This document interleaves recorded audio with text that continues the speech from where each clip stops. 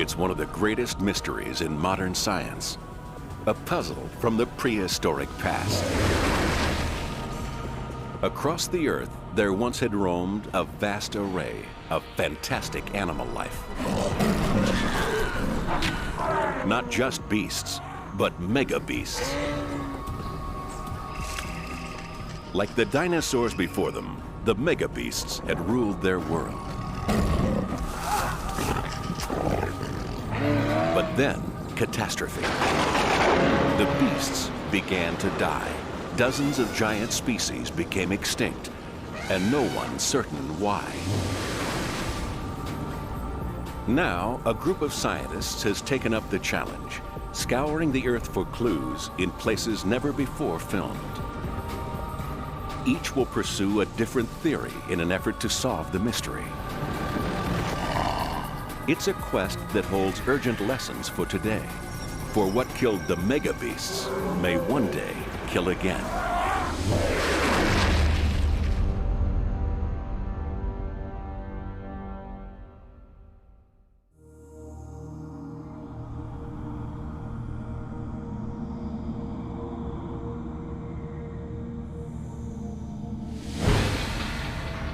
This is the story of a quest for evidence. Prized from an unforgiving soil.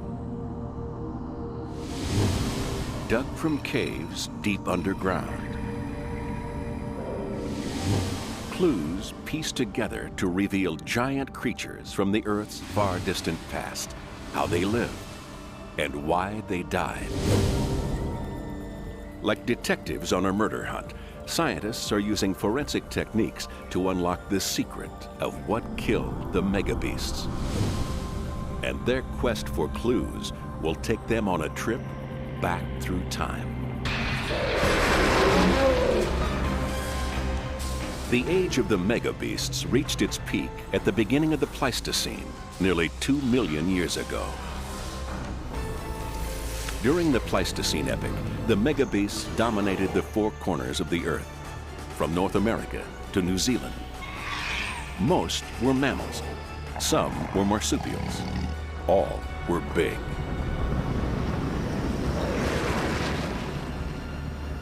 But like the dinosaurs millions of years before, all this suddenly changed. The megabeasts began to die out. The scale of the extinction was mind-boggling. In a blip of cosmic time, entire populations simply vanished. First to go were Australia's megabeasts, around 50,000 years ago. Victims included a ferocious predator, the marsupial lion. The marsupial lion was a bruiser, built to give hard hits and built to take hard hits. The axe next fell on the Americas. Around 11,000 years ago, the extinctions here claimed a bizarre range of species. The incredible giant ground sloth, the more familiar woolly mammoth, and the monstrous giant beaver, to name but a few. The thing that's important is that these were the big guys. We had large mammals in great diversity and in high numbers. They ruled.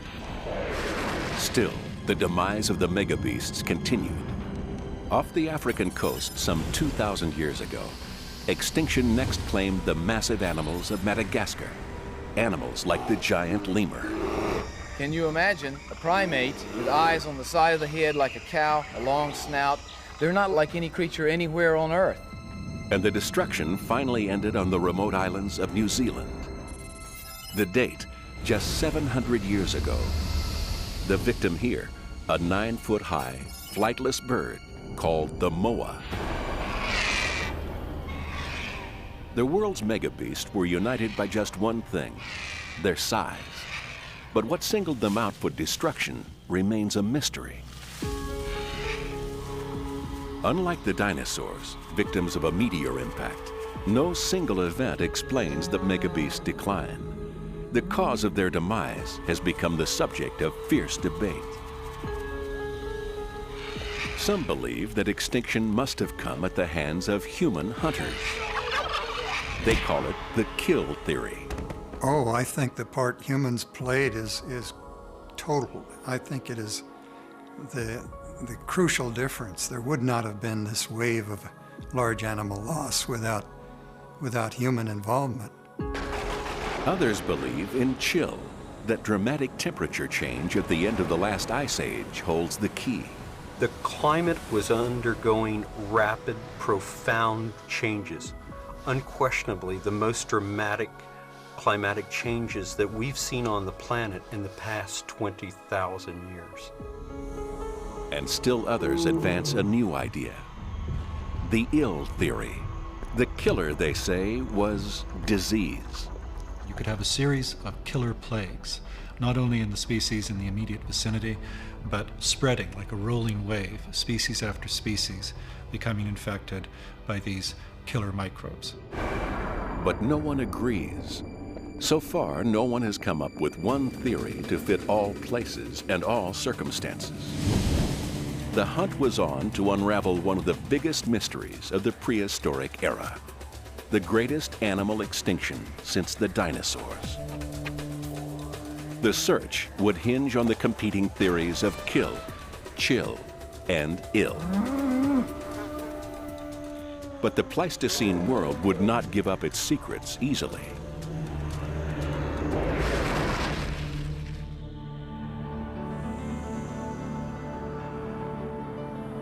This is the first place where scientists might expect to get answers: Australia.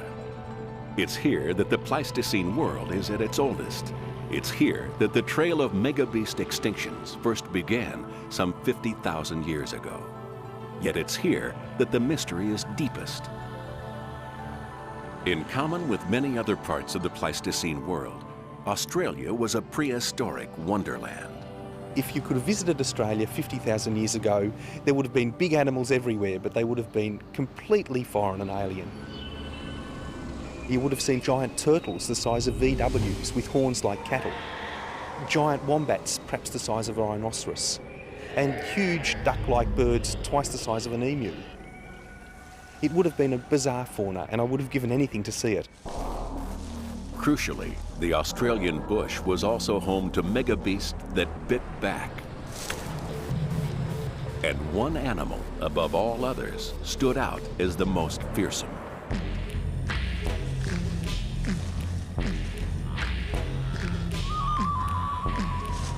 On a long-lost day 50,000 years ago, two hunters stalked a herd of grazing animals. Little did they know that they too were about to become the hunted. They had strayed into the path of a ferocious megabeast predator that dominated prehistoric Australia, the marsupial lion, Thylacoleo carnifex. Thylacoleo is probably best looked at as a giant homicidal wombat. These massive slicing cheek teeth were like bolt cutters.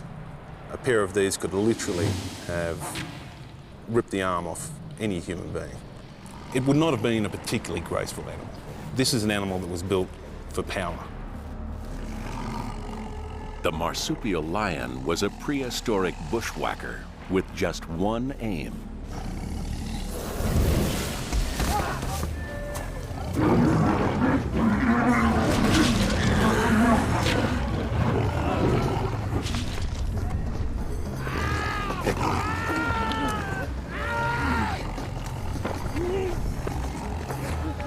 but even a killer like this could sometimes fall prey to forces beyond its control.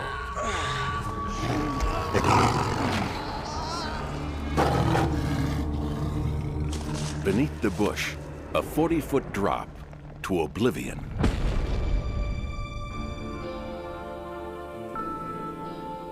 The marsupial lion had fallen foul of a treacherous feature of Australia's ancient landscape, a giant sinkhole caused by the partial collapse of a cave roof. It was now trapped underground with no way out. An animal like the marsupial lion would have perhaps stumbled, tripped, fallen into that cave. It may have died on impact, or it may have suffered a more lingering death through dehydration and or hunger. An accident claimed the life of this marsupial lion. Such accidents do not explain extinction, but they can help preserve clues to its cause.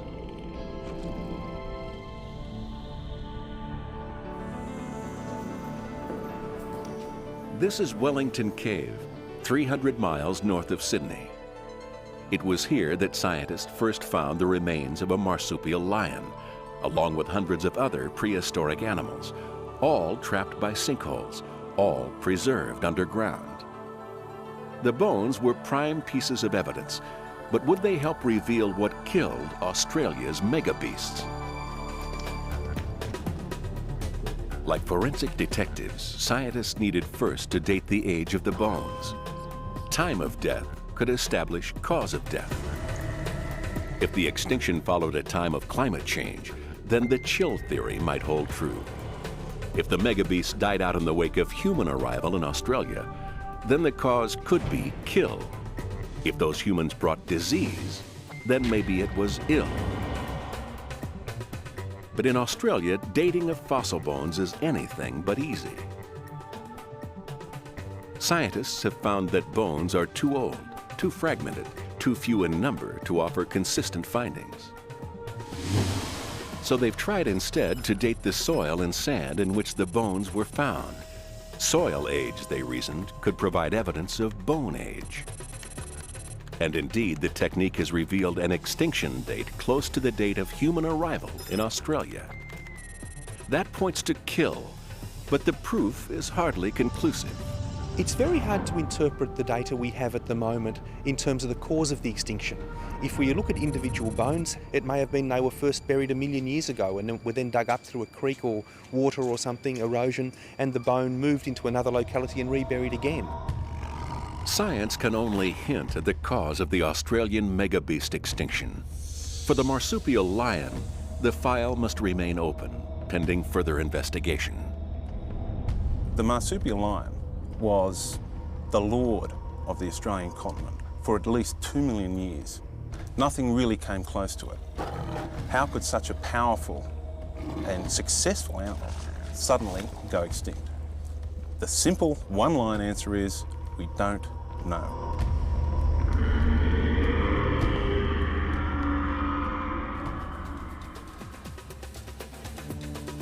In Australia, the trail has gone cold. To solve the mystery of what killed the megabeasts, whether kill, chill, or ill, scientists would need younger bones, fresher clues. And the hunt for those clues was to begin half a world away, in America.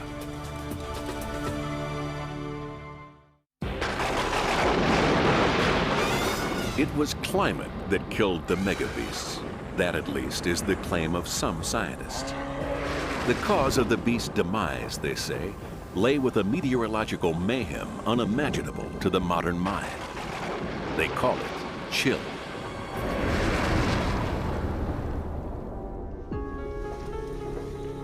These men have set out to prove the chill theory. Russ Graham and Ken Tankersley are Pleistocene scientists with an interest in ancient weather systems. Their quest has taken them underground to a site never before filmed, Sheridan Cave, Ohio. Sheridan is a Pleistocene gold mine. Excavations here have revealed the bones of now extinct species like the giant stag moose and the short-faced bear. But Graham and Tankersley are interested in one very special animal, a creature that for them symbolizes the fate of all the megabeasts in North America and perhaps worldwide. Castroides ohioensis, the giant beaver. Next to the skull of a modern beaver, the giant beaver looks massive. The biggest known specimens could measure 9 feet from nose to tail and weigh as much as 1,000 pounds. At its peak, the giant beaver had dominated the wetlands of prehistoric North America like some kind of aquatic grizzly bear. But then it began to die out. Tankersley and Graham have come to Sheridan Cave because it was here the remains of the most recently discovered giant beaver were found. And the story behind its demise, they say, is also the story of how Chill worked to kill all the megabeasts around the world.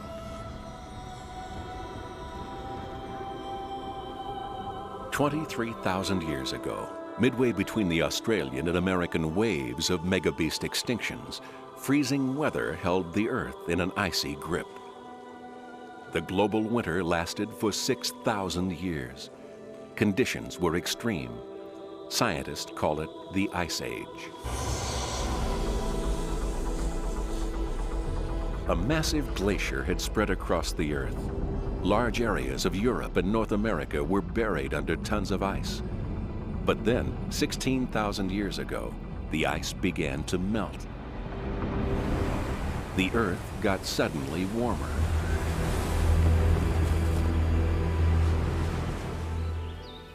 In the wake of Earth's temperature rise, rich grasslands rapidly sprang into life, and animals, previously driven south by the ice, began to return. But the forces that created this brand new Eden were also destined to destroy it. Melting glaciers released huge walls of water.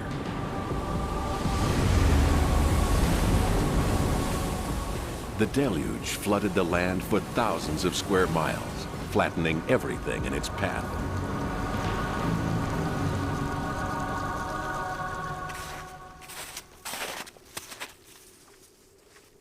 But the massive flooding, according to chill theorists like Russ Graham, is only half the story. What killed the giant beaver and dozens of other megabeasts was the sudden temperature change that came with it. The Ice Age, Pleistocene, was a very dynamic time globally. The climate changed very abruptly, probably within the lifetime of a human being. Within 40 years, we went from the Ice Age to the Holocene, a warm time period. And it's that abrupt change that I think caused the extinction. The giant beaver remains found at Sheridan Cave show how uniquely adapted to its environment the animal was.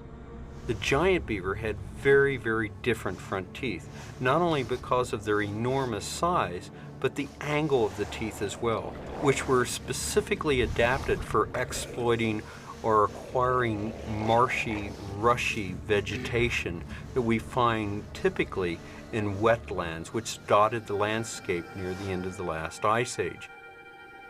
This physical adaptation to a specific landscape was to prove the beaver's doom.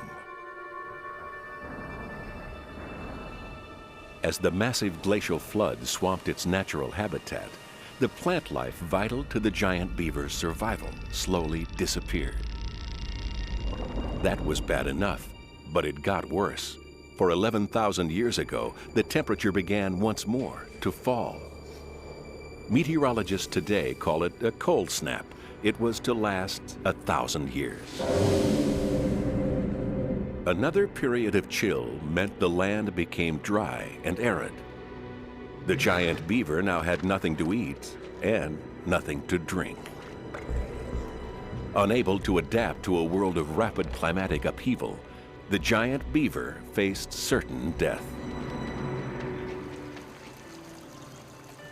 Yet astonishingly, the giant beaver's smaller cousin, itself a veteran of the Pleistocene, continued to live on to the modern era. The question is, after climate change, why did only the modern beaver survive? I would argue that the modern beaver creates its own habitat, creates its own ecosystem. It builds dams, it builds lodges, whereas the giant beaver was dependent upon a very specific environment that only existed during the Pleistocene.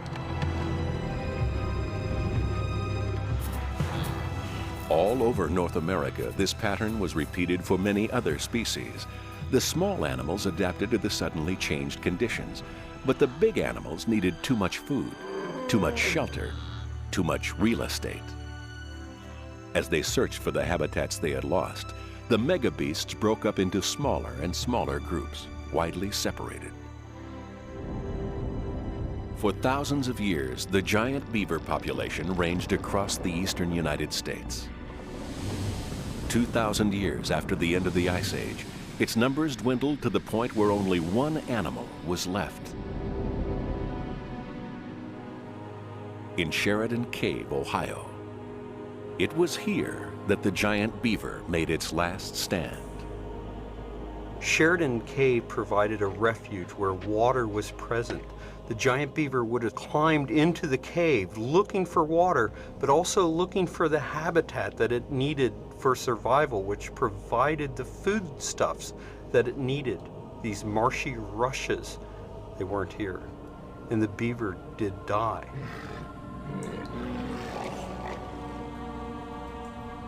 Dating of the giant beaver's remains confirmed it was the last known example of its kind anywhere.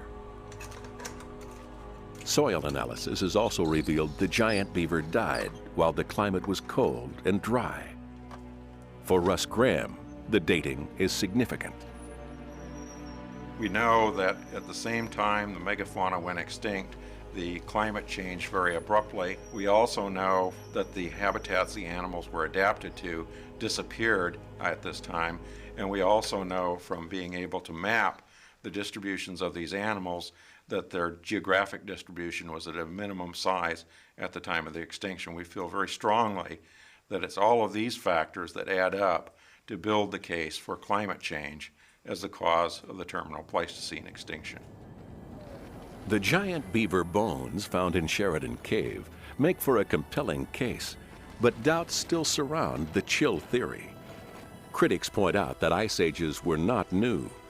For the last 100,000 years of the Pleistocene epoch, the Earth had suffered as many as 23 distinct ice ages.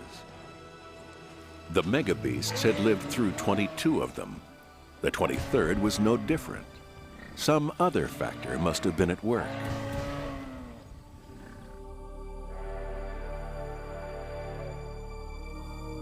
For 2 decades, this man has puzzled over the mystery factor. I went to the field 20 years ago fully expecting to find firm evidence that it was climate that was killing these large animals at the end of the Pleistocene. But the more I thought about this problem of extinction, it occurred to me that something else had to be added to the equation. What Haynes has found points to a very different cause of extinction. Haynes believes the megabeasts met their doom at the hands of a predator. Human beings. 11,000 years ago, these North American mammoths suffered a mysterious fate: total extinction. Some experts blame sudden climate change, chill, or virulent disease, ill. But others suspect a more violent cause.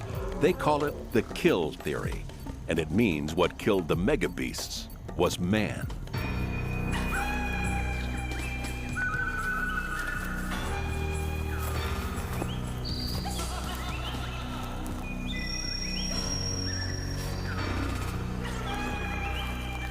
It was the end of the Ice Age.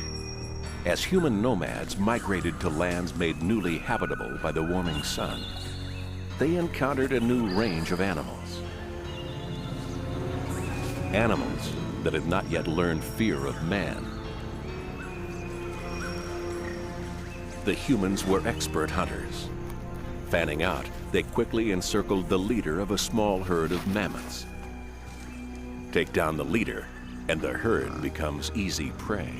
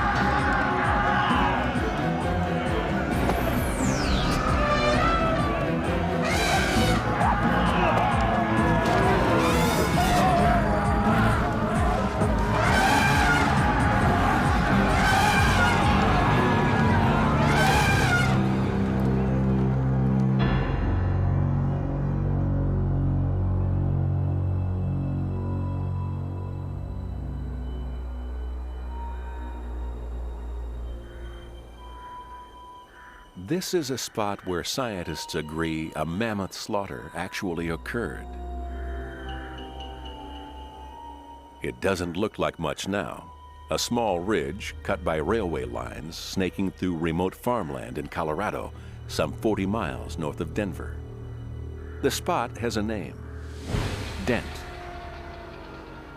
Over 60 years ago, paleontologists working at Dent made the mega beast find of the century, jumbled together the bones of no less than 15 woolly mammoths. Littered among them, man-made spear and arrowheads. Evidence of a mammoth massacre. For kill theorists like Gary Haynes, what happened here was proof that overhunting wiped out the megabeasts in one fell swoop. This is the place right here that should be honored as the first real identifying place in North America that gave us the germ of an idea that maybe the megafauna, the mammoths and the mastodons and other large animals in North America had been hunted by people and possibly hunted to extermination. Dent wasn't the only kill site that scientists have found in North America. Since the 1930s, some 14 other sites have been uncovered, containing the speared and butchered bones of over 80 megabeasts, mainly mammoths and their cousin, the mastodon. For some, this was proof positive of a pattern of hunting and killing on a massive scale. The kill theory was born. In fact, the case for kill seemed open and shut. Humans had both opportunity and motive for megabeast extermination. The kinds of animals that disappear, they are the kinds of large animals that I think of as preferred prey. The kind of creatures that would attract hunters or foragers in new lands, the biggest.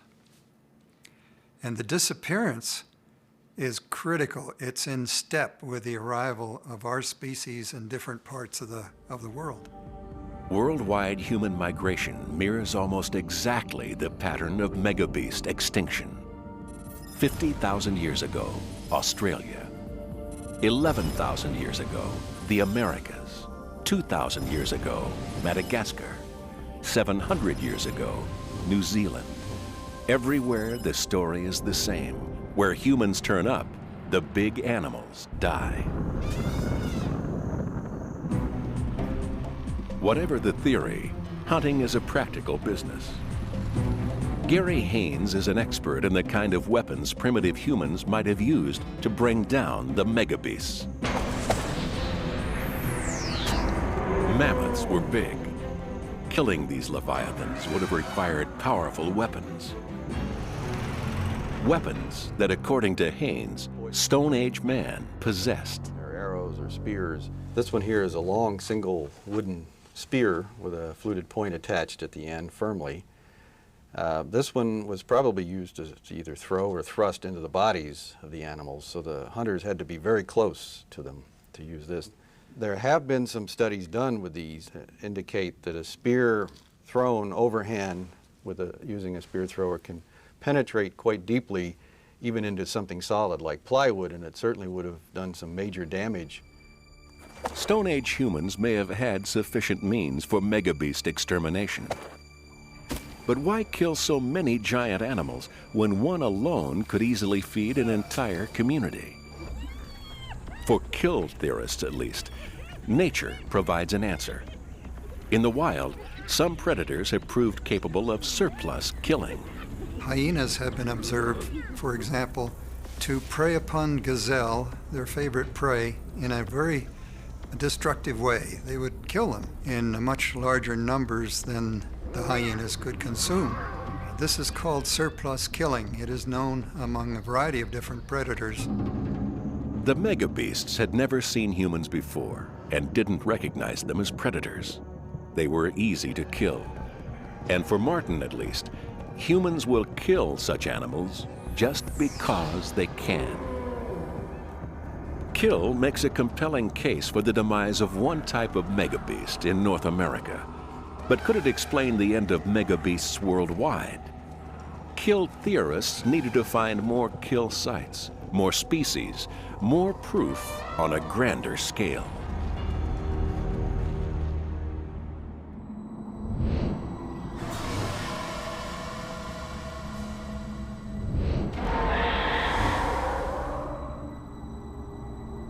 In a forgotten corner of a museum in York, England, stand the remains of a creature whose fate provides the strongest evidence yet for the kill theory that what killed the megabeasts was man. The animal is, by any standards, a bizarre one. A 9-foot-high, 500-pound flightless bird called the moa.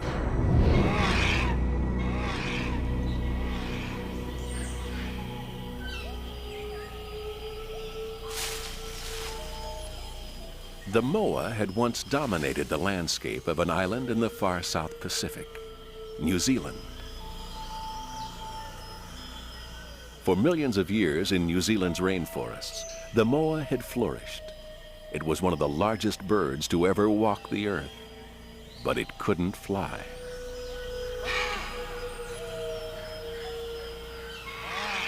Moas are the only birds in the world which did not have wing bones at all. Some of them did not even have the sockets for wing bones to go in, so they were the ultimate walking birds. They were herbivores. They ate a variety of vegetation. Some consumed some of the roughest forage you could possibly think of. Today, scientists are still on the hunt for moa remains. Here in the Bell Hill Vineyard north of Christchurch, they've made an exciting find, exclusively revealed for this film. A massive moa bone site. It's the first such discovery in over 50 years. On the side of a hill, a small stream cuts a gully. The soil, when mixed with water, creates a thick and sticky mud, perfect for preserving the remains of an ancient forest. And of course, clues, like bones. Bones that show evidence of massacre.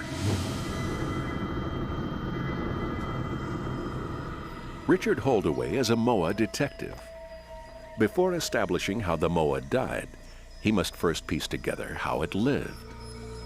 They were very large and robust animals, but they did not have almost certainly any defense mechanism against predators other than birds of prey. So the birds would have been living in pairs or small groups, dispersed through the forest, taking advantage of whatever vegetation was in there. Slow moving, slow eating, the moa knew nothing of the dangers posed by predators. The most any moa was likely to face was a squabble with a neighbor for food. The moa was a living fossil, a throwback to the prehistoric world that somehow had escaped extinction. Perhaps the bird was lucky. Perhaps it hadn't yet encountered man.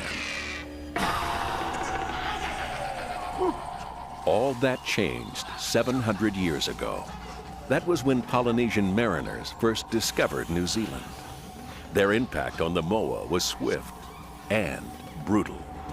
New Zealand was the last temperate landmass to be settled by people, so all the wildlife here was naive, and it had seen no mammalian predators in its entire evolutionary history. So when the first humans walked up the beach when there was a moa standing there, it wouldn't have recognised them as being a threat, and they could have hit it on the head quite easily.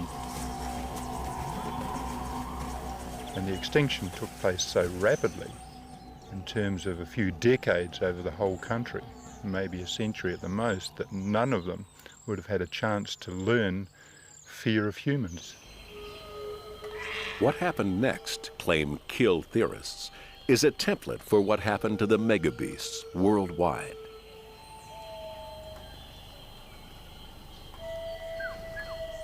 Using primitive methods, the Polynesians began taking out the moa, one by one.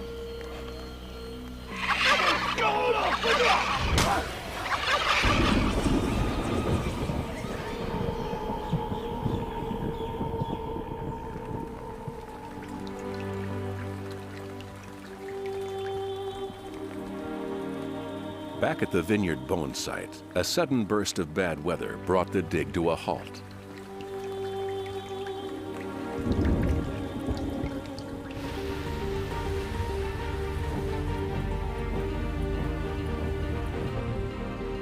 Richard Holdaway took the opportunity to reflect on what the discoveries here and at other sites have revealed about the moa and the people who hunted them. The Polynesians, as anyone anywhere in the world, when they're in a hostile environment where there are limited food resources, took advantage of every source there is.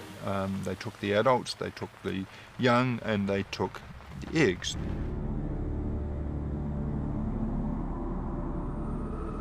The bones recovered at Bell Hill Vineyard and elsewhere reveal a graphic record of what happened. The evidence is still surprisingly fresh. Bones charred by cooking fires. Bones cut by spears.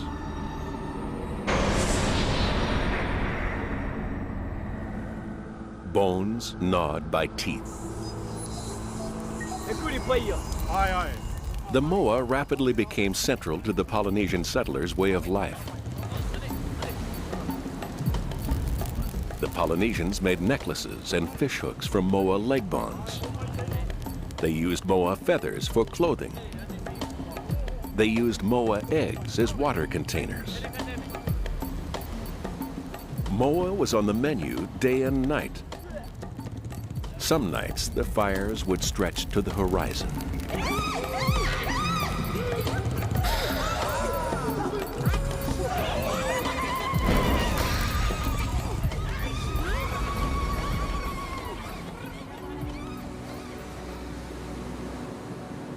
In less than a century, 170,000 birds are thought to have perished.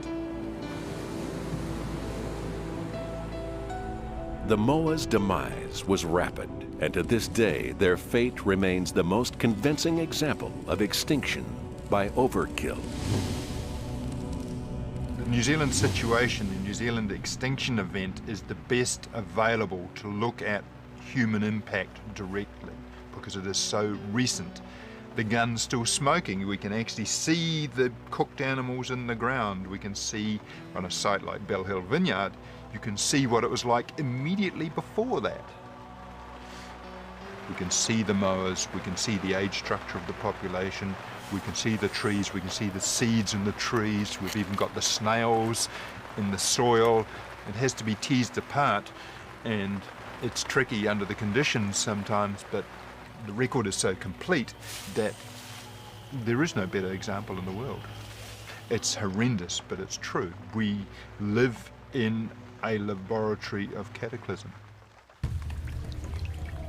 The moa's end was dramatic, but many scientists remain unconvinced that the giant bird's fate points to the fate of the megabeasts as a whole. The moa's demise, they say, was a rare event. The bird was trapped on an island with a finite population and nowhere to run when the hunters came for them. The kill theory, like the climate-based chill theory before it, works for some scenarios, but not for all.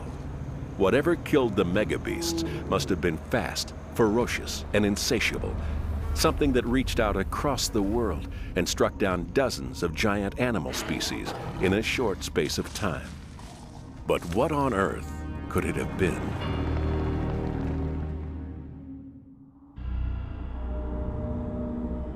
Giant animals had dominated the earth for millions of years. But in a brief moment of prehistoric time, dozens of species faced extinction. Some experts blame chill, sudden climate change. Others favor kill, overhunting by humans, yet still the mystery prevailed. But a vital clue may lie in a chapter of 20th century medical history.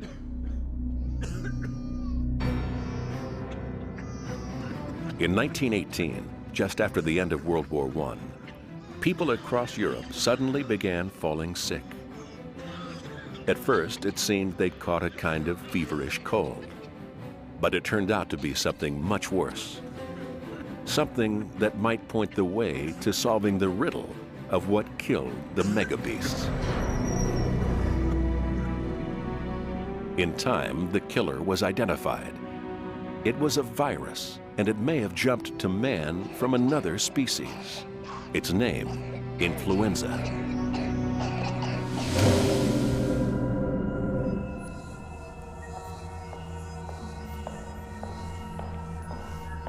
Ross McPhee is curator of mammals at the American Museum of Natural History in New York. McPhee has long been skeptical of the standard explanations for the megabeast extinction. He's come to believe that the giant creatures succumbed to an epidemic that jumped between species. Not the flu that struck the world in 1918, but a microscopic monster every bit as bad. One of the really puzzling things about extinctions is simple. Do they happen really quickly or do they happen slowly? A lot of my colleagues think that extinction can take hundreds or even thousands of years to come into effect. I think differently. I think most extinctions that have happened in the course of Earth history have happened like that, virtually overnight. So what we need to cause an extinction, particularly a lot of extinctions at once, is something really unusual, really remarkable that the animals have not had to deal with beforehand. There's not much in life that could do that, but how about a virus? Viruses are one of nature's great mysteries. Hit-and-run killers that come seemingly out of nowhere and disappear equally fast. But to cause extinctions, a virus would have had to infect widely, kill quickly, and jump between species. McPhee gave his megabeast killer a name: hyper disease. We have to imagine extreme mortality. We have to imagine every individual or nearly every individual getting sick and possibly dying within a short period of time, like a few weeks. McPhee's disease idea was dubbed the ill theory. It rapidly attracted criticism. In all of Earth's history, there had never been a proven example of a global epidemic jumping across so many species of animals at one time. But at a local level, animal populations can be decimated by species-jumping disease. British veterinarian Sarah Cleveland has seen firsthand the damage a species-jumping virus can do. Cleveland works in East Africa. For over 10 years, she's battled against a species-jumping disease that has run rampant through the local animal population. It's called canine distemper. It's a virus, and the way it operates today may offer a template for how hyper disease worked in the prehistoric past. You get a scenario whereby the virus spreads from domestic dogs to, let's say, a jackal, and then from a jackal to perhaps a hyena, and then perhaps from a hyena to a wild dog. Canine distemper is rife among domestic dogs living on the edge of the Serengeti National Park. Contact between infected domestic dogs and African wild dogs, which have no natural immunity, sparked a deadly species-jumping plague.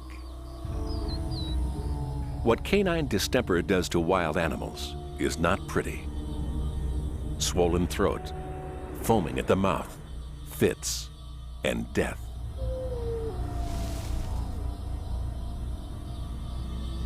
You may start to get discharges from the nose, discharges from the eyes, and as it progresses and the virus then enters into the central nervous system, you get very dramatic effects with incoordination, paralysis, and at the most extreme end, these very dramatic, sort of epileptic type of seizures.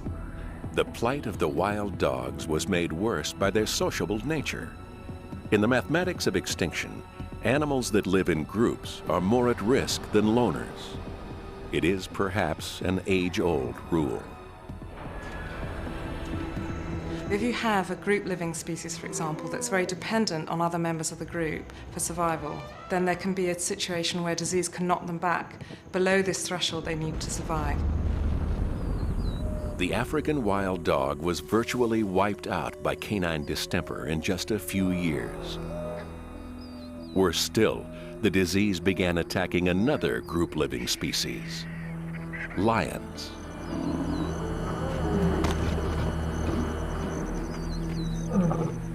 To see an adult male lion laid low with these types of fits caused by distemper is really quite dramatic and devastating. We estimate about 1,000 lions died in the whole of the Serengeti, which is approximately about 30% of the total population.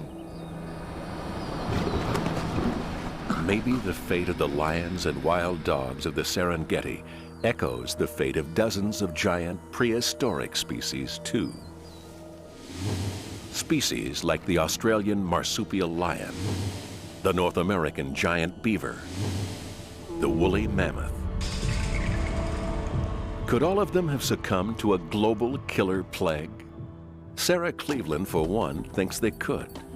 The reason, when on the brink of extinction, big animals don't bounce back as well as their smaller cousins. In the late Pleistocene, there were probably a lot of large mammals that had very low reproductive rates. They lived a very long time. And disease probably had more severe consequences for that type of population than for a species that has very large litter sizes, reproduces very quickly, and can rebound much more quickly after an epidemic. In the modern age, at least, disease doesn't always win. Cleveland has reduced the impact of canine distemper through vaccination. And for the African wild dog, it seems to be working.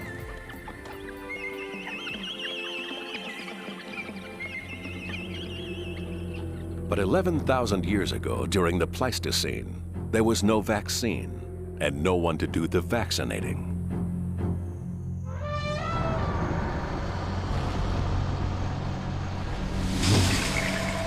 McPhee's disease theory sounded plausible, but he lacked one thing: evidence.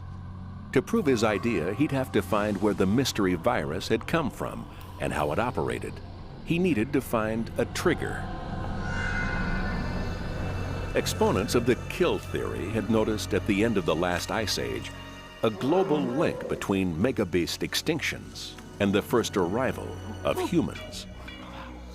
They'd argued that humans had wiped out the megabeasts through hunting. But McPhee drew different conclusions. The people come, perhaps they've walked a long distance over a land bridge, and they came in with a cloud of microbes around them, within them, on them, entered a place that they'd never been before.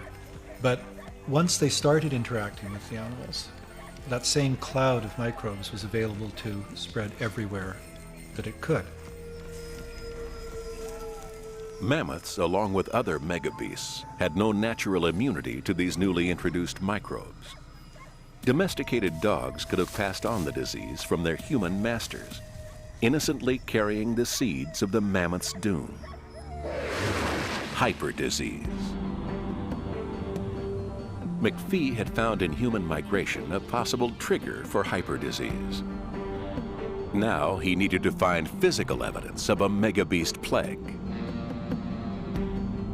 McPhee knew he had one slim chance.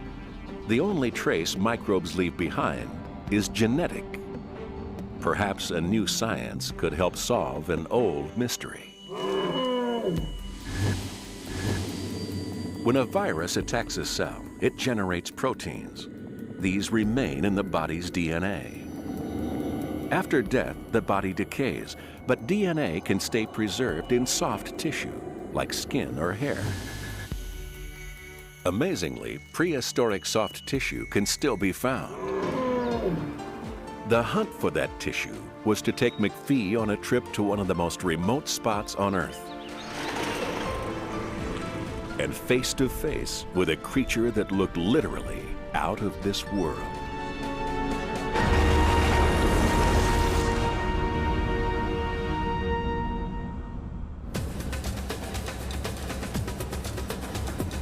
This is Bahia Blanca. It's a tranquil spot some 400 miles south of Buenos Aires, Argentina. It seems hard to believe a beach like this could help solve the riddle of what killed the mega beasts. The debate turns on three competing theories: kill, chill, and ill. And Bahia Blanca was about to provide clues for one of them.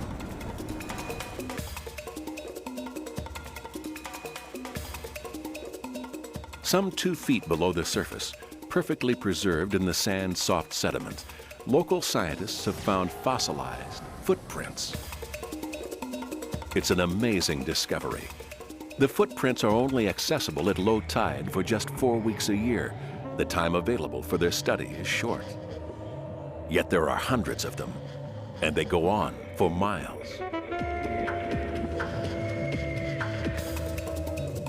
The footprints are big. Some are the size of bathtubs. But the creatures that made them were bigger still. In fact, they were monsters.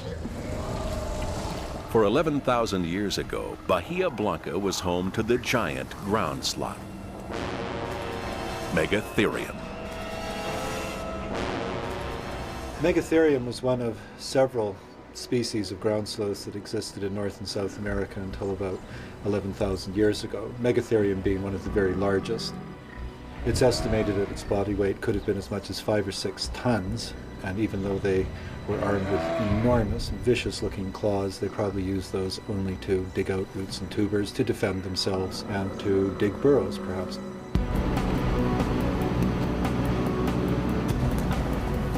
Ross McPhee has come to Bahia Blanca to find out more about the giant sloth and its habits.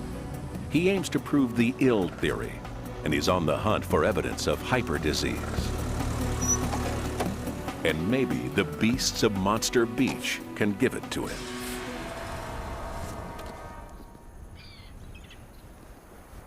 Hi, Sylvia. Hi. Wow. How are you? These are so incredible. Yeah. What are you doing now? Yes, well, I am just taking some measurement of those wonderful footprints. McPhee joined local paleontologist Sylvia Aramayo for a guided tour. So you have a footprint here, a footprint here, and a footprint in the middle? Yes. Aramayo's measurements painted a vivid picture of the sloth in motion.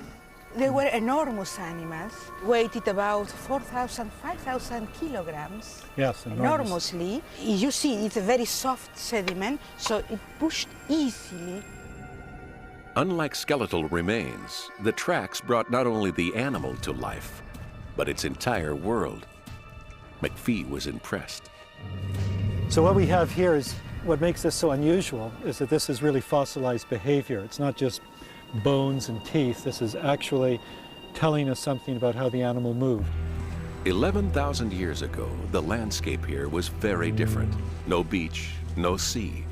The sloth was foraging for food, using its height to spot the most luscious greenery. All this fascinated McPhee, but then Aramayo revealed something else. The giant sloth had not been the only animal to leave its tracks behind. Bahia Blanca, it turns out, was a mega-beast highway.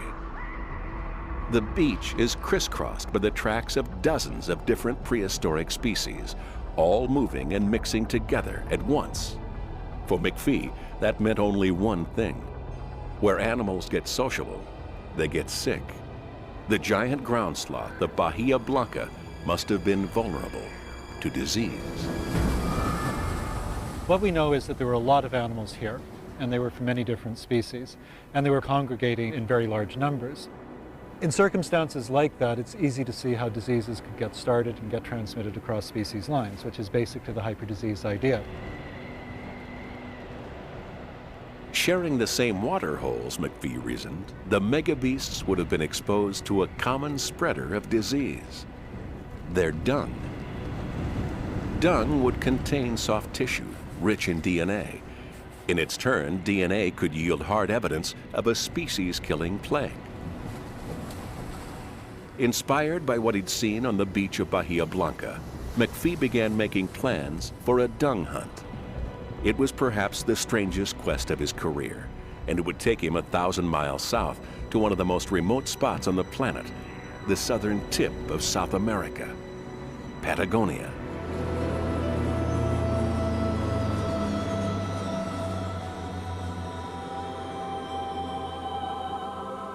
Patagonia seems a land untouched by time.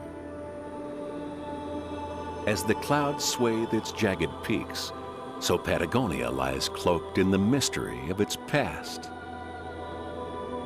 If clues exist at all to support McPhee's ill theory, he'll find them here. Because Patagonia has a climate perfect for preservation. During most of the year, the temperature remains cold. So cold, even the lakes and rivers cannot support life. The air is dry. Rainfall is rare. It's a landscape that still bears the scars left by the end of the Ice Age.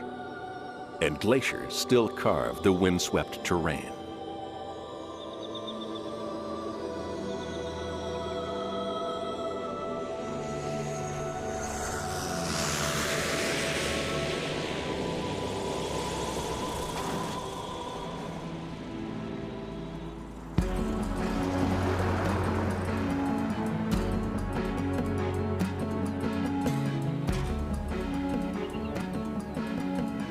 This was McPhee's destination, an enormous cave gouged out of the side of a wind-blown ridge.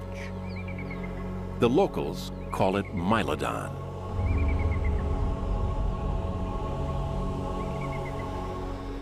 Inside the cave, a moonscape of jumbled rocks and craters. Within each crater, a microenvironment, each defining a different aspect of the prehistoric world. Indeed, Mylodon had been home to megabeasts of all shapes and sizes, including the giant ground sloth. This is not the first time that scientists have visited Mylodon Cave. Indeed, the cave has had a long and distinguished history. This cave was discovered near the end of the 19th century, and the first item which was found at this cave was a piece of hide, which turned out to be the remains, fossilized remains of a Mylodon, an extinct sloth. So the preservation of bones, soft tissue, and even plants here is just so good that it really attracted the attention of scientists all over the world.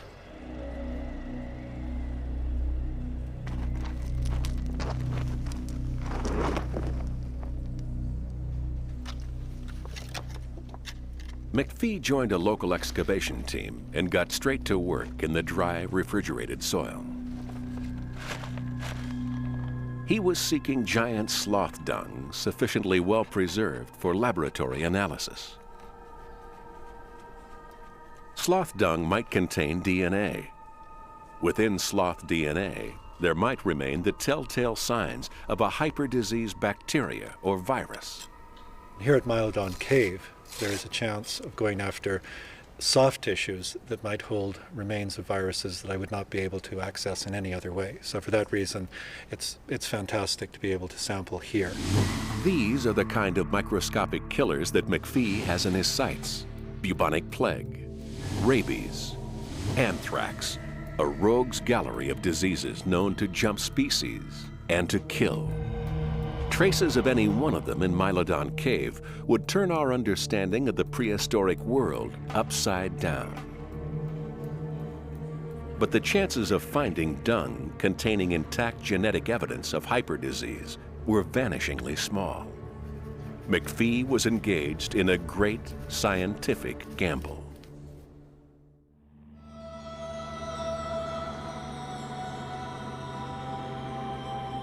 This is the southern tip of the Americas, Patagonia.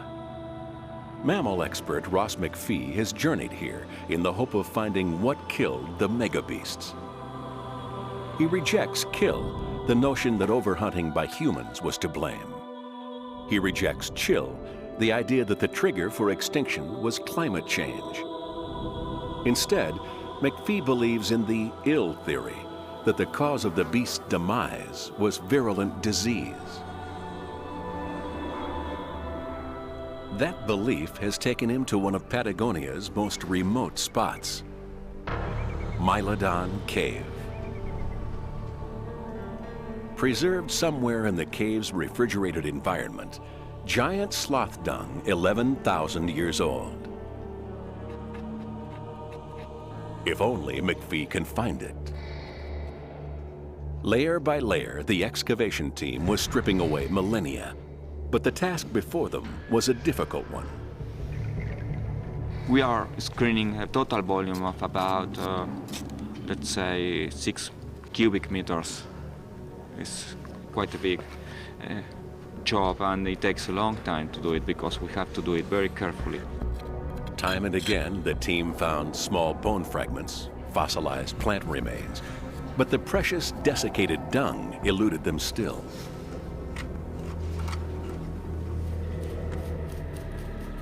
Then, quite suddenly, McPhee found what he'd come for. This is it. I got one. This is a piece of dung. It's maybe 4 or 5 inches long. It's incomplete. This area here is clearly disturbed. That means that pieces of dung, which are quite light because they're all desiccated and dried out, get kicked around. But this is what I'm after. This demonstrates exactly what I'm after.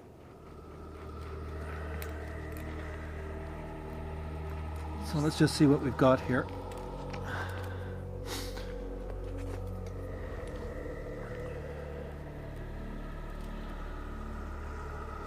Okay, it's got a good consistency. Yep, it's going to come out as a piece. This particular dung sample was already too contaminated for genetic analysis. So using his bare hands, McPhee decided to take a closer look at its physical makeup. I'm looking at twigs, I'm looking at hair. There's a lot of hair in this. These animals are obviously grooming themselves or grooming each other. The last time this hair had seen the light of day was on the back of a living giant sloth. McPhee was holding history in his hands, a history that was still surprisingly fresh. You could go outside this cave right now and find droppings from cows that would look no better, no fresher than what I have in my hands here. So it's just absolutely fantastic. If degree of preservation is going to help us with this investigation, this is precisely what's needed. In fact, so fresh was the sample that McPhee tried an experiment. The dung was dry. What would happen if he added water to it? Just a bit of shaking. Let's see what happens. Let's see what we've got.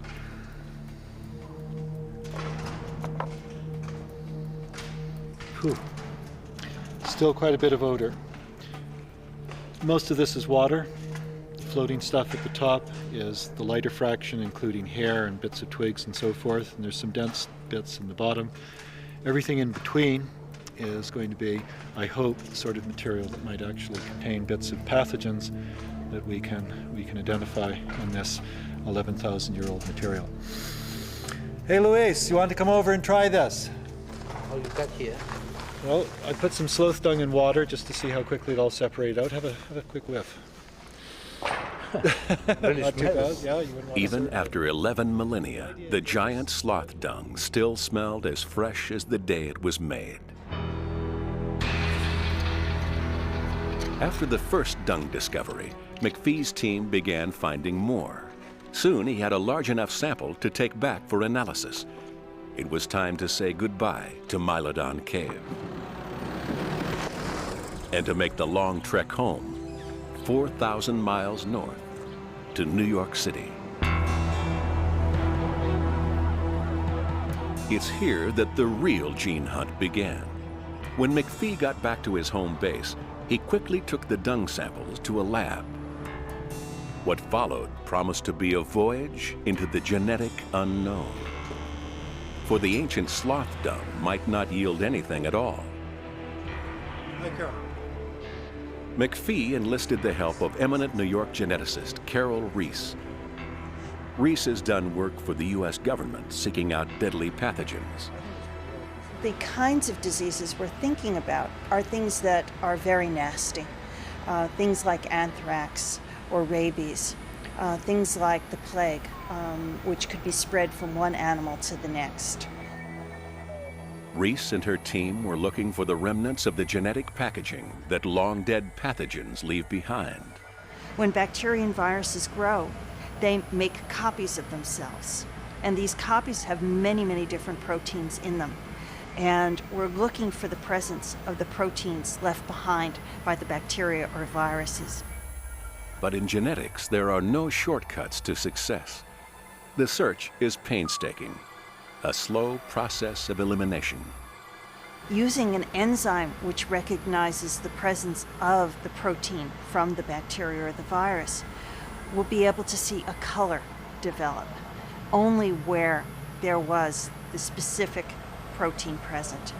And so if anthrax is not present in our sample, we're not going to get a color when we test for anthrax. The color test revealed 11,000-year-old traces of the bacteria E. coli. But of anthrax and rabies, there was still no sign. In this kind of detective work, knowing what isn't there is as important as knowing what is. And Reese, for one, remains undaunted. If we find it, it'll be fantastic. It'll be new. No one has ever done this before, and can give us tremendous insight into what happened and why these thousands of animals were just lost. For now, at least, the gene hunt would have to go on. Like the competing theories of chill and kill, the ill theory has compelling arguments in its favor, but so far, no definitive proof. The mystery of what killed the megabeasts seems destined to remain a sleeping giant. Enter one final contender. David Burney is an ecologist at New York's Fordham University. He believes the hunt for what killed the megabeasts is in sore need of a rethink. And the best place to go and do that lies off the southeastern coast of Africa, in one of the last places the megabeasts lived and died, Madagascar. Madagascar is a reality check for me. If we're going to ever figure out what happened with these mysterious extinctions, whether it was climate, or overhunting, or hyper disease, it makes a lot of sense to look in the place where it happened last. You can think of it like detectives investigating serial killings. The most useful clues are probably at the last murder. The trail is not so cold here. The hunt for what killed the megabeasts was about to take a startling and dramatic turn.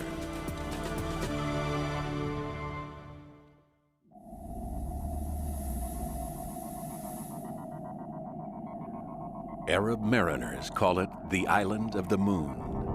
In its native tongue, it's the navel of the world.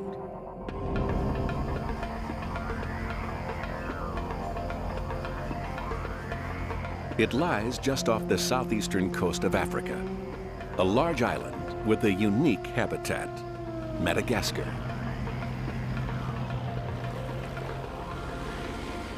To American ecologist David Burney, Madagascar is nothing less than a Pleistocene laboratory.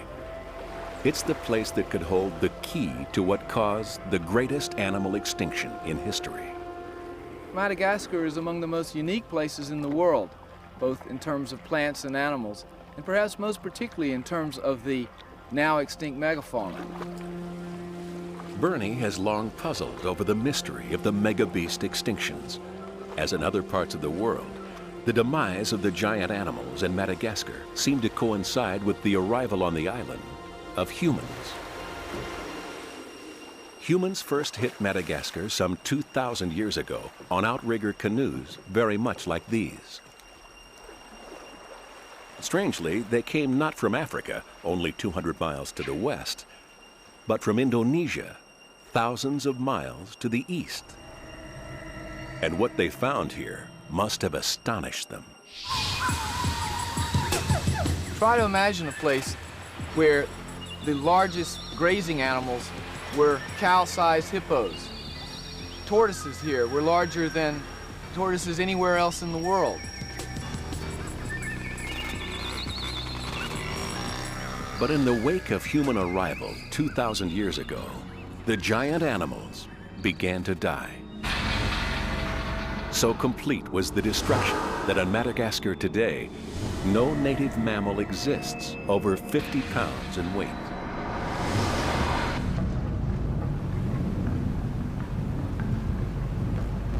But were humans to blame? Many scientists see in Madagascar signs of the kill theory. However, David Burney is not so sure. He's combed the island for evidence of overhunting by man, and he's found very little. So Burney has come back to Madagascar once again, this time to test a different theory. Maybe what killed the megabeasts was neither chill, kill, nor ill on its own, but a combination of all three.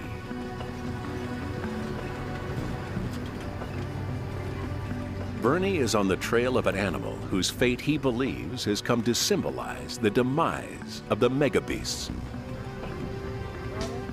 He's searching not only for remains of the animal itself, but also for remains of the environment it lived in. It's a quest that has taken him and a team of scientists to the very tip of western Madagascar. Burney hopes the creature and its environment will cast some light upon causes of the mass extinction.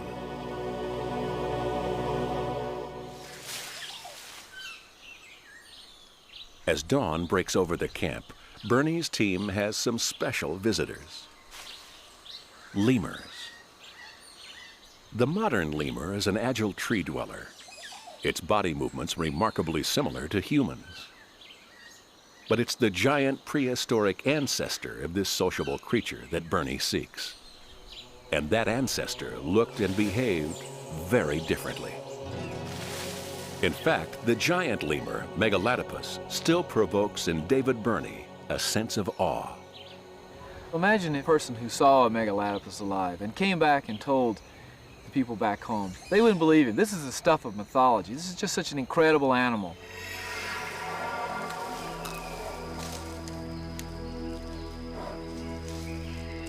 Here is a primate, looks nothing like any living primate, with his eyes on the side of the head, big canine teeth, long snout.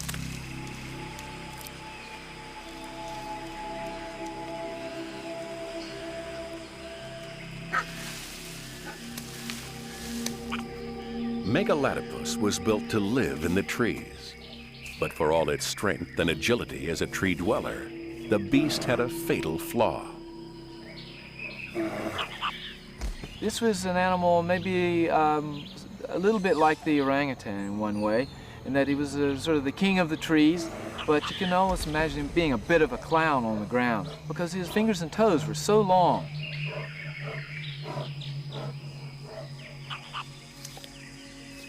Remove it from its natural forest home, and the Megalatopus would have become quickly vulnerable to many threats.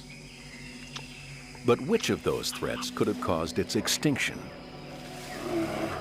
To find out, Burney means to walk in the creature's footsteps into a realm of ghosts.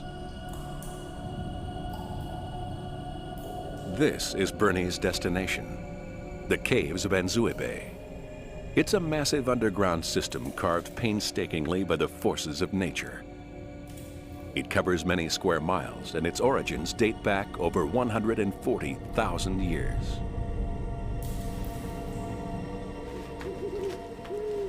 At the cave entrance, a local ceremony. A medicine man blesses the cave with rum.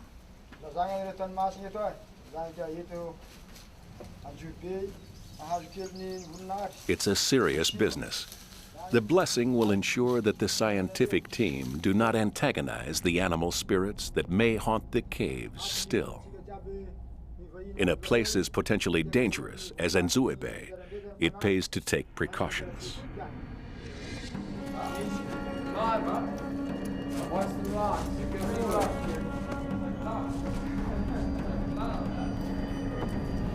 As with so much of the Pleistocene world, Bernie will find the clues he seeks underground. Deep within the island's massive cave system, he hopes to find animal remains that will yield clues as to what killed such a large array of extraordinary creatures. Bernie descends. The going is tough and sometimes risky.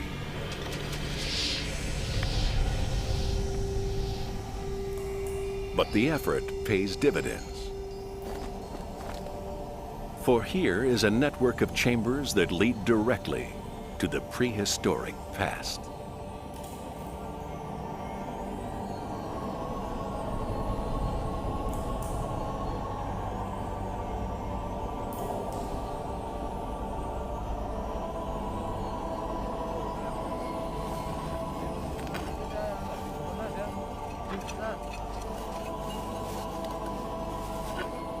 Digging soon yields intriguing evidence. A cave of this type here at Nzue Bay is a natural trap for animals. That's because there are many entrances of many different types. Large entrances with water dripping inside that would beckon to animals during the dry season to come in and have a drink and possibly get lost in the dark. And small entrances which an animal might use to hide in to try to escape from a predator and then either be killed by the predator or dropping perhaps into a hole or a crack in the floor. And finally, the roof of this cave is like Swiss cheese, and there are dozens of places where an animal walking along in high grass could easily step and then drop 200 feet or more to its death.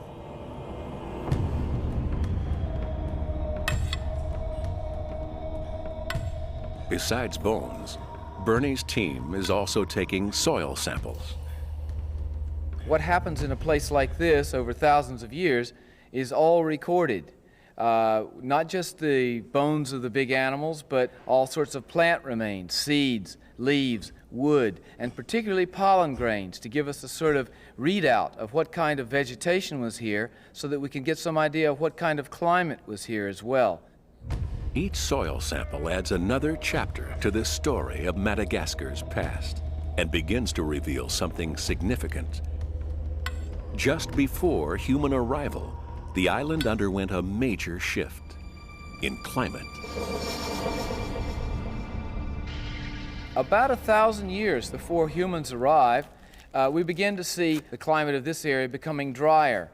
Forest was opening up, becoming more of a woodland and savanna, and by the time the humans arrived, we think the animals at that point were probably in the process of adjusting to a somewhat drier climate mode.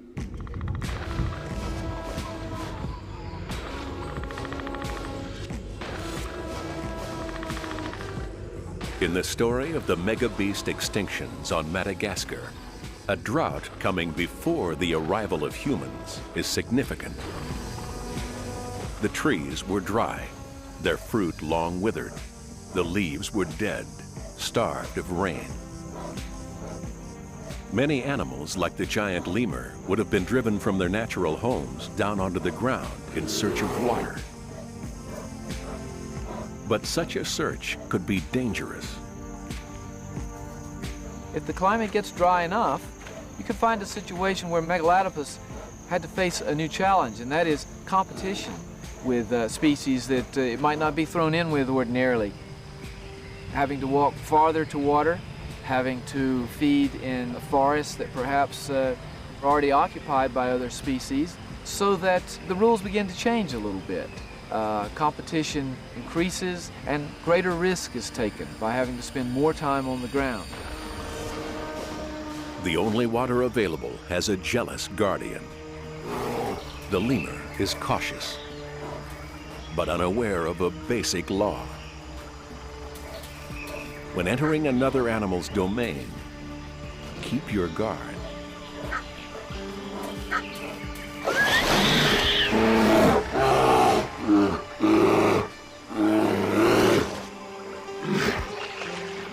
The hunt for water was a new and stressful challenge to the giant lemur and other megabeasts of Madagascar. It seems like that what we see here is animals trying to adapt to a change, but then humans arrive just when there's a good bit of stress already from natural climatic change, and humans then add to the challenges that these animals have to face. Bernie had made a crucial connection. But how exactly had climate and humans conspired to destroy the giant prehistoric animals of Madagascar? Among the samples, the team discovered a further clue: a small fragment of charcoal. Bernie would soon realize the significance of what he'd found, the closing chapter in the story of what killed the megabeasts.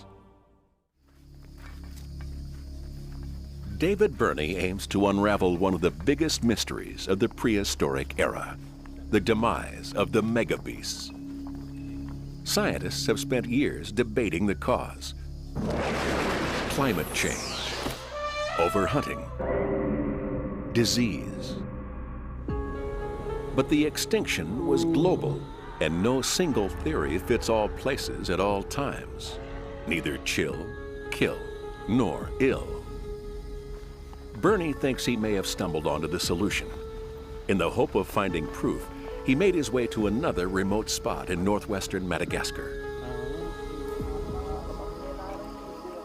Bernie has already established that 2,000 years ago, the megabeasts here were suffering physical stress from climate change.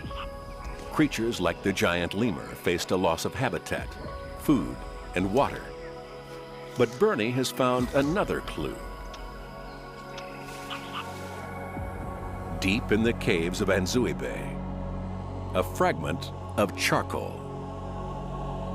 Bernie suspects the charcoal may point to the true cause of the megabeast extinction, not just on Madagascar, but worldwide. To test his hunch, he sets out to find more charcoal in another site. If he's right, Bernie should find not just fragments, but an entire deposit.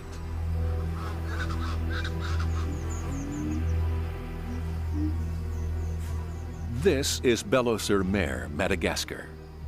It's now a dry-caked mudflat. But 2,000 years ago, it was a massive watering hole, bounded by lush vegetation. Many animals came to drink here, but then they stopped. Bernie hopes to find in the layers beneath the surface the solution to what killed the megabeasts.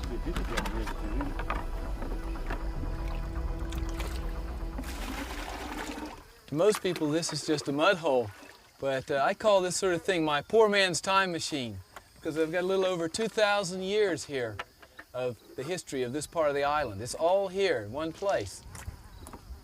Down at the bottom, we know from this kind of sediment that this was a fairly deep lake. The climate was fairly wet here, there are trees all around.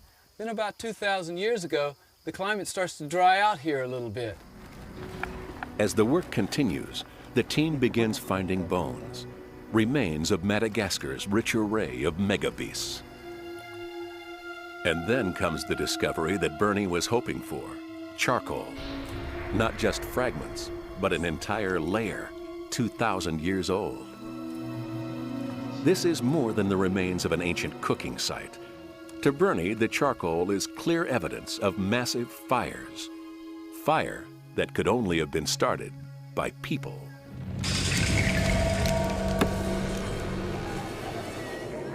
As they settled the island, people slashed and burned their way through ancient forests. It was a relatively easy way of carving a foothold in the land, but one that would have drastically changed the habitat for the megabeasts of Madagascar.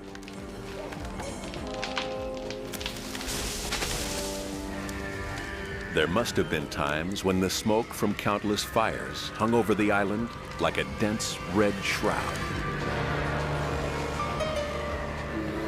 Panic-stricken, the giant lemurs fled the burning forest in search of an ever-shrinking habitat.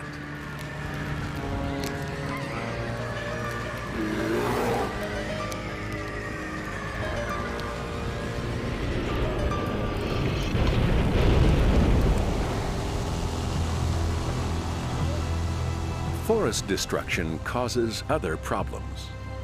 Once stripped of cover, topsoil is vulnerable to erosion. During the rainy season, tons of it get washed away, destroying yet more animal habitats. But for Bernie, it's an inevitable part of humans settling the land. And it all adds up to a package of extinction. Try to imagine what people would have to do when they came to a new landmass. They've got to make a living there. Making living entails impacts for nature. It involves cutting down trees, plowing the soil, using the water. It implies hunting the animals, gathering food of various kinds. It involves setting fires to clear grassland and bush. It involves many things that may be quite subtle in the beginning, but quite profound later. Big animals don't like physical stress. Add human settlement to an ongoing change in climate, and the combination could prove fatal. Now, they survived such changes many times over in recent millennia. The difference, I think, this last time around was humans arrived on the heels of these climatic changes and brought a whole series of impacts that each acted upon the other. If Bernie is right, no single cause lay behind the demise of the giant lemurs of Madagascar. For them, the combination of climate change and human arrival spelled doom. But could disease have played a role too? In the absence of any evidence for such a disease, it's hard for me to take that very seriously as a primary explanation. But disease, again, like many of these others, works fairly well as part of the mix. One of the things that went wrong after people arrived. So that was the end of the giant lemur of Madagascar. And it could be that the combination of chill, kill, and ill was the final straw for all the megabeasts. In North America, human arrival 11,000 years ago in the wake of glacial retreat, giant floods, and violent climatic change undoubtedly stressed the megabeasts. That would have made them easier to hunt and maybe more prone to disease. The giant beaver, for example, is a megabeast whose fate supports the chill theory. Yet here in Sheridan Cave, Ohio, recent evidence that the beaver was also hunted has made chill theorists think again. I believe that people were hunting species, mega mammals, that were already endangered as a result of the profound dramatic climatic changes at the end of the last ice age. Even kill theorists accept the idea of a link between human migration and climate stress. I think they would have survived the climate stress if the human hunters had not been there, and opportunistically taking advantage of that stress to kill those large animals at the end of the Pleistocene. In Australia, the oldest part of the Pleistocene world, where the extinction trail is coldest, the combination of climate and people would also fit what little is known of this still mysterious land. Climatic change in Australia was definitely a factor, a decisive factor. On the other hand, I would also have to say it's very difficult to believe that Homo sapiens could have colonised, occupied a continent like Australia without some kind of detrimental effect. Aboriginal nomads could have slowly settled the land, sometimes hunting, sometimes clearing and burning, maybe spreading disease, ultimately destroying the habitats of even fearsome predators like the marsupial lion. In short, what killed the megabeasts was progress.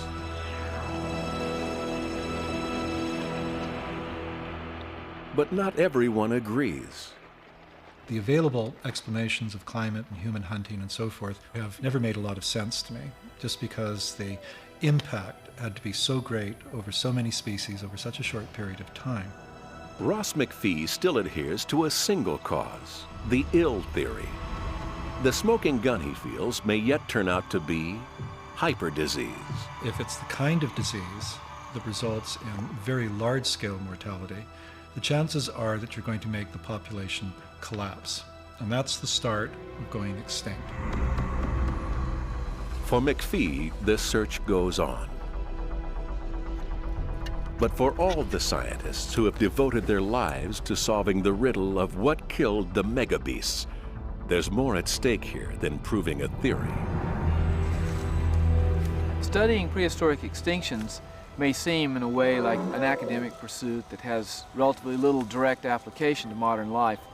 I don't think that's the case. I think we see in the situation then something not that different from the situation we're still in today on this planet.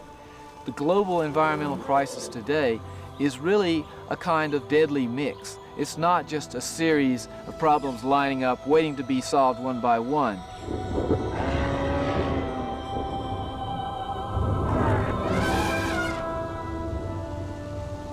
In Madagascar and New Zealand, in the Americas and Australia, the search for further clues, stronger evidence, will continue to go on. Today, these lands are full of ghosts. The megabeasts are gone. Yet the combination of events that killed the megabeasts is still with us. And what or who will be next?